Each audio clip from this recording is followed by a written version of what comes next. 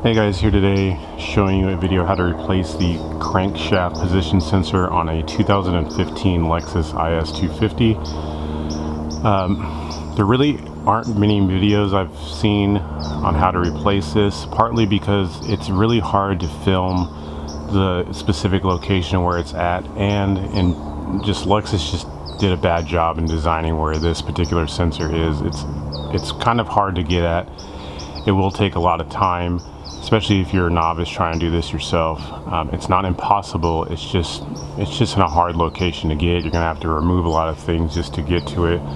So this should work for the 4GR engine, which is found in the second generation IS300s. So the body style, or excuse me, IS250. So the body style before this one, which would be 2006 through 2013. And then this body from late 2013 to like 2016, I think. And then I think they stopped using this engine in the newer ISs. I think they're all turbo 4 cylinders or the 2GR engine. So I'm not sure if the crank position sensor is in the same location on the 2GR, which would be you IS350 guys or GS350 people. But nonetheless, this is a 4GR, so this is a 2.5 liter V6. And the sucky part is that the crank sensor is buried down behind the AC compressor. And so, yeah, let's get right into this. At the beginning of this video, you'll have to excuse me. Obviously, I can't predict the sun and the shadows, so normally I would work in my garage, but I just don't have space in there. So I'll try and get the best camera angles I can. But understand that I sometimes just won't be able to get what I need to get. Sometimes I might switch to my GoPro, so you know the audio is going to change and whatnot, but just bear with me. So the first thing you will need to do is put the car on jack stands, because we will be working from underneath the car. At least that's my goal. I've seen people online explain how they did this many different ways. Some people remove this complete fuse box, unplug all the connectors and remove the fuse box out of the way. Then they'll take the alternator out, and then they'll remove the AC compressor from the top up here. I've seen people do it from the bottom, where they just remove the AC compressor. Some people actually discharge their AC system. I'm gonna try to avoid doing all of that if I can. As you guys know, I try to be the least invasive as possible. I may take this out, but I haven't decided on it quite yet, because it's quite easy to take this out. You just undo your battery over there. There's only like 3 or 4 bolts holding this fuse box in, and then you just unclip all the connectors inside, which is pretty easy, and you could just move this box out of the way. I don't know if I'm going to do that quite yet. I'm going to attempt to do everything from the bottom of the car first and go from there. But yeah, get it up on jack stands. The next thing you need to do, you will have to take the serpentine belt off, which is just down here. There is a 14mm bolt that you'll have to get on. Not this top one right here, but the bottom one down here is a 14mm. You'll have to get a wrench on that, and then you'll just go on ahead and swing it counterclockwise, so this direction, and then you can remove the belt. I can't really, like I said, it's very tight. I can't really show you how to do that, but I'm gonna go ahead and take the belt off now and get back to you guys in a minute. All right, got the belt off. So the next thing you'll need to do is to remove this big plastic shield. It's held on by various 10mm bolts. Like there's one here, there's one here, one along the front. If you just follow around the perimeter of it, that little trap door looking thing right here, you shouldn't have to take any of those 10s off, I don't think. But you just need to get this plastic shield off, so I'm gonna go ahead and get that off.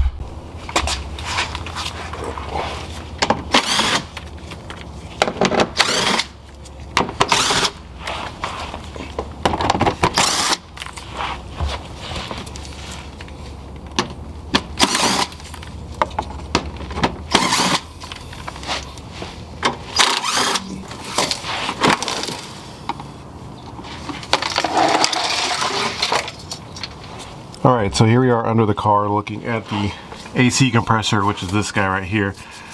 If you get a flashlight and you look, the crank sensor is actually just kind of right where my finger's at, right behind this here bracket. So you have to remove this AC compressor, or at least at the bare minimum, we're going to just kind of push it that way, you know, towards the frame rail, so that we can get in here and get the little 10mm bolt off and get the sensor out. At least that's the goal. However, if you look at the compressor, there are two connectors that you need to remove.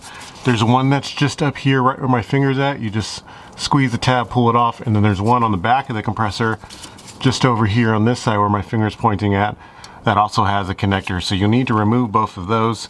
And then I'm gonna go back up top because one of these AC hard lines is kind of rigidly mounted to the frame of the car. So I'm gonna go ahead and loosen that bracket up and see if we can't get a little bit more play. Aside from that, there are only 4 bolts that hold on this AC compressor. There's these 2 at the bottom. I don't know if you can see it past the sway bar. Just behind the sway bar, there's a bolt right where my finger's at. Then there's another bolt just back here, right here where my other finger's at. These are both 12mm bolts.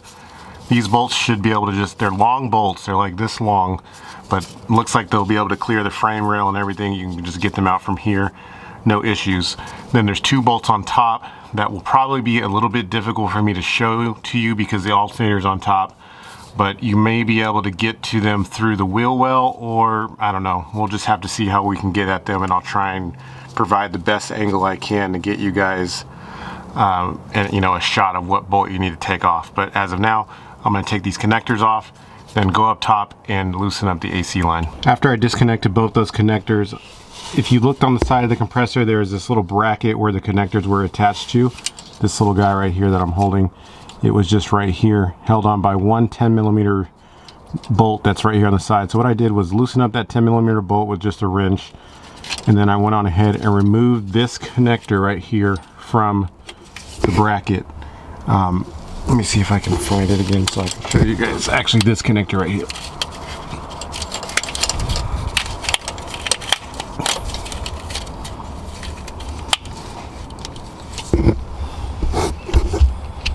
I removed that connector right there from the bracket. So if you look just on the side of that connector, let me see if I can point at it, pretty much right where the tip of my screwdriver is at, that little tab right there. From this angle, you can easily get underneath the tab and pry it away from the bracket and then slip that connector off. I'm making it sound easier than it is, but I assure you that you can get it off of this bracket right here. You see it slid right onto that little piece right there. So I know, like I said, this camera angle sucks, but you guys kind of get the idea. There's one bolt that holds this bracket on, then you can go on ahead and slip this connector off. All this is allowing me to do is to remove the wiring away from the compressor entirely, so that way when I go to move the compressor off of the engine, I'm not getting hung up on wires and everything else. So that's all that needs to be done down here for now. I'll tackle the mounting bolts here in a moment. I'm going to go up there and remove this AC line that I was talking about a minute ago. All right, now back here at the top, what I am going to do now, I've decided, is to just not disconnect anything in this fuse box, but kind of just unbolt it and pull it up to the left over here, because there is some slack here that we can use in this wiring to get this loose. So if you're looking just here at this particular clamp right here that's holding this on, you can either disconnect it here, which there's just a little plastic thing, you just push it down and pull this off of this, or if you can't manage to get that done, you can simply just loosen this 10mm right here, and that'll remove the whole bracket out of the way. I prefer to just leave the bracket and take this off. And then over here on this side, there is some wiring that goes down here behind this windshield washer reservoir, but I believe that we can still loosen this box up and pull it up out of the way some. So if you look at the box, straight down here on the bottom, see if my camera will focus on this, there is a 10mm that's just right there. You can see that 10 that I'm pointing at there. There's one that's holding it down, and then straight down here, I don't know if my camera will focus on this, guys, sorry. Straight down here, there's also another 10 right down here on this side of the box. And then there's one 10 back here behind the box, you can see holding it down, and I believe that's it. So as I was saying before, this little plastic tab right here, the tab that I'm holding, you can pull that down and then just pull this straight off of there. So I'm doing this in order to get some access to the area that we're working in. So let me go ahead and do that and kind of maybe zip tie it up out of the way and go from there. Okay, I got the fuse box pulled out and up to the side. There was this little thing right here on the side of the box that attached to the radiator. I just popped that off. It's just to cool the fuse box. But nonetheless, nothing is unplugged, just merely pulled up and out of the way. So now you can see we have a little bit more room to get down here on the side, but to get down here on the side of the engine where we need to hopefully be able to reach the top mounting bolts for the AC compressor.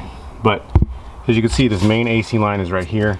It's held on by this one little bolt right here. It's just a 10mm little mounting tab for this line. So I'm going to loosen and remove this bolt. And again, you don't want to be really prying on this stuff or bending it because it's just aluminum, so you don't want to do too much damage to these lines. I'm just trying to do this to help us be able to have just even if we can have just a ½ an inch of movement, I think that's going to help us down there in the long run. So I'm going to go ahead and remove this bolt right here, and then we'll go on ahead and tackle the AC compressor mounting bolts. Okay, I've now switched to my iPhone because obviously it's really thin. So I got that bolt loosened up over there, and hopefully the audio is okay and you guys can hear me, but I really can't show you the bolts that are on top of the AC compressor. If you just Google the AC compressor for this car, you would see basically, if you're just staring at the compressor, the side of it, there are only 4 bolts. There's 2 on the bottom, just spaced evenly, and then there's 2 on the top of the compressor. If you kind of feel your hands down around here, you can feel the top of the bolts. Like right here, I can feel one of the bolts, but obviously you can't see it. And then there's another one in the back that's not a bolt, but it's a stud. So I'll try and see if I can get you guys an angle at them to see if you can see what it is I'm talking about. So if you see right there in the middle of the screen, that's one of the 12mm bolts that needs to come out. And if I turn the phone a little bit farther around and try and focus on the back there, there is a tiny stud back there on the left side of the screen that you can barely see if my phone will focus on it. There's a bolt, a nut, and a stud. So the idea with this is you need to take that nut off, which is a 12. After you take that nut off, you need to actually remove the stud out of the way, and that will enable you to move the compressor out of the way enough to get to the crank sensor. A lot of people just pull the nut off and they don't think they can take that stud out, and so they end up struggling just to move the compressor some because it won't actually move off of that stud. So that stud, I believe, is an E as in Edward 6. Don't quote me on that, I'll try here in a moment, but it is an external Torx. I'll show you what that socket looks like here in a minute. But the moment you can take that stud out, that will enable you in a sense to pull the compressor or move the compressor out of the way enough so that we can go on ahead and try and get at the crank sensor that's just behind it. It's going to be very tight to even get to the crank sensor. You may have to have a hand help you hold the compressor out of the way while you change the sensor or zip tie that up out of the way. But like I said, I'm trying to give you guys the best instructions as I can so you can know what it looks like. Let me show you what that Torx bit looks like. These guys right here.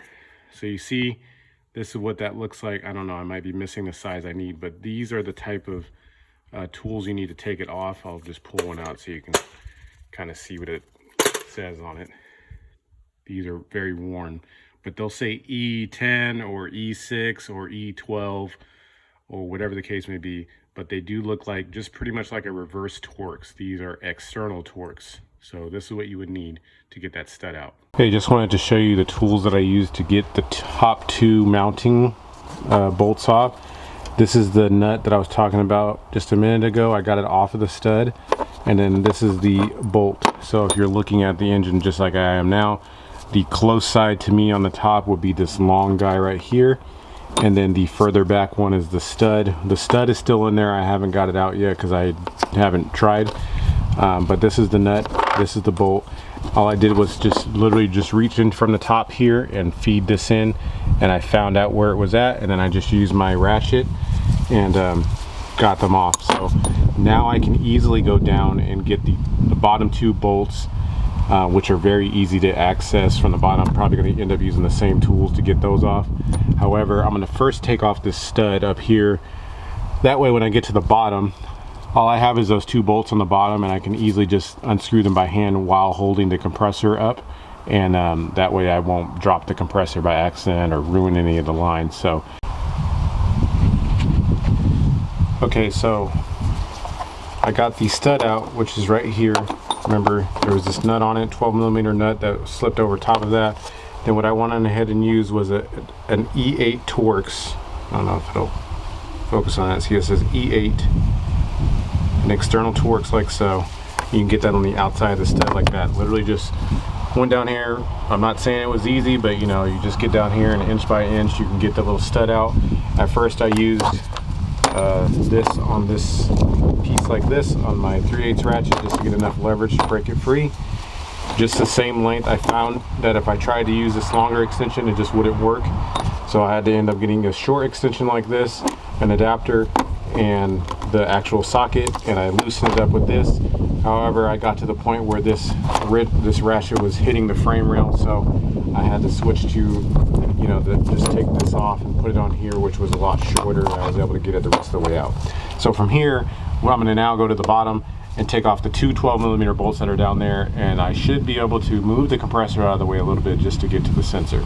Speaking of the sensor, this is the sensor I got. This is the part number 90919-A5003. Please check with your VIN number to make sure that this is the right sensor for your car. I highly suggest that you guys just go to Toyota or Lexus and get a OEM part, because you're going through so much trouble that if you put in like an O'Reilly part or AutoZone part or whatever, Napa Auto Aftermarket, there's a lot of times when you put those in and they fail immediately, or they'll fail within, you know, a month or two, and you'll be doing this all over again. So just go get the OE sensor. I believe this was $120 or $140, somewhere around there, for the OE crank sensor, and just do yourself a favor, that way you don't have to be doing this twice. Back under the car, remember I mentioned earlier, there's one bolt right here you can see just behind the sway bar, and the other one is straight back there where my finger is at right there. These are the only two bolts left holding on the AC compressor. So when you do take this off, do be careful that it just doesn't fall down, and it's probably not gonna fall and hit you in the head, but you know, it can fall and smash your fingers in between the compressor and this bar, so just be mindful of that. I'm going ahead and get these bolts off now. Should be able to just use a regular 12mm socket and a ratchet to break these free.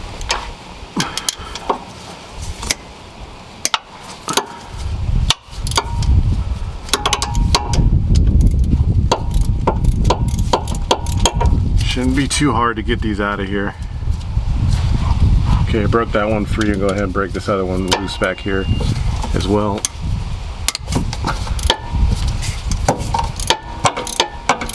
You can already see the compressor is loose now. So I'm gonna go ahead and get these out.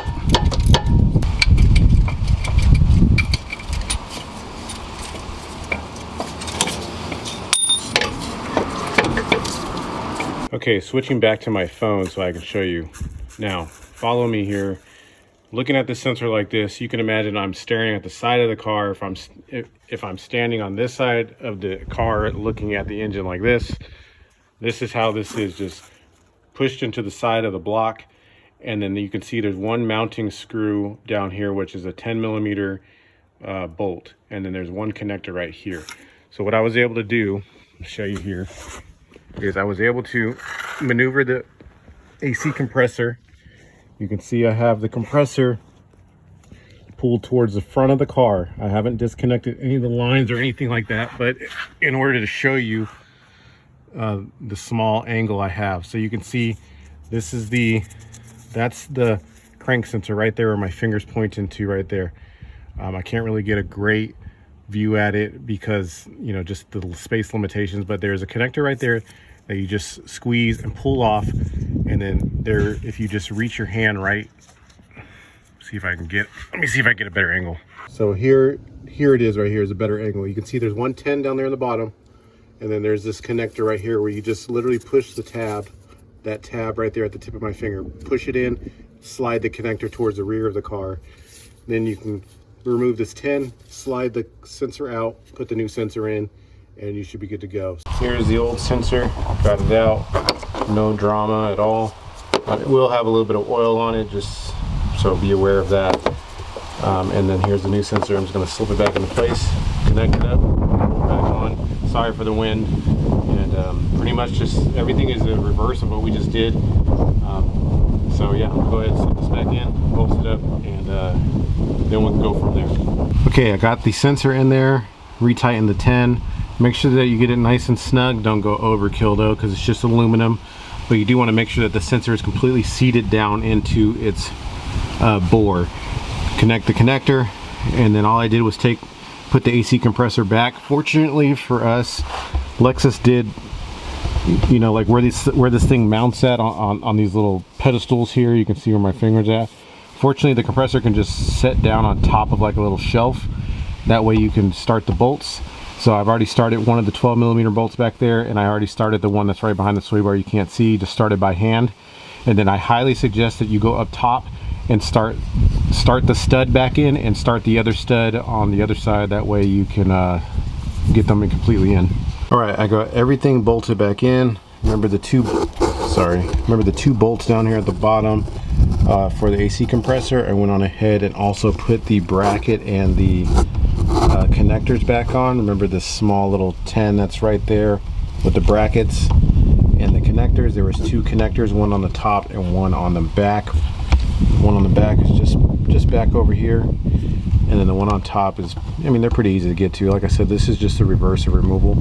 I'm actually going to go on ahead and put the serpentine belt on, and I'm going to get to the tensioner from the bottom of the car, because it seems way easier to get to the bottom, to get at it from the bottom than going from the top where the radiator hose is in the way. So I'm going to go ahead and put the belt back on, and then I think I'm going to hold off on putting on the splash shield and start the car up, just to make sure there's no oil leaks or anything running out of the bottom of that sensor, you know, in case I didn't get it all the way in there. That is definitely a hazard to watch out for. But everything is back into place here. I'm going to go on ahead, go back up top, put the fuse box back into place, and I'll show you guys. Well, I mean, I don't really have to show you how to put it down. Here, I'll show you real quick. You just got to pretty much maneuver this back down where it was. Make sure to put the bolt back into this bracket, which I've already done for the AC line, and then just bolt the fuse box back out. If you disconnected your battery, don't forget to reconnect it. Obviously, I didn't disconnect it, but yeah, I'm just gonna put this back in there, put the belt on, fire up the car, and fingers crossed, it should start right up.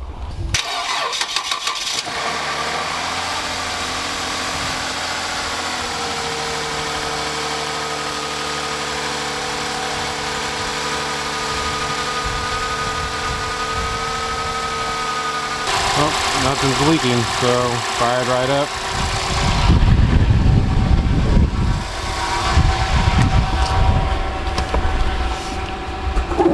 Check engine light is off as of now, just so you can see how many miles this car has, so you guys know that, you know, the original sensor lasts for a while. And like I said, this is a 2015, so this car is 10 years old, 132,000 miles. So unfortunately it broke, but it is now replaced, and the car should be good to go. So if you have any comments or questions, just ask them in the comment section below. Appreciate you guys stopping by for the videos as always. Don't forget to hit the subscribe button, hit the like button, and I'll see you guys on the next video.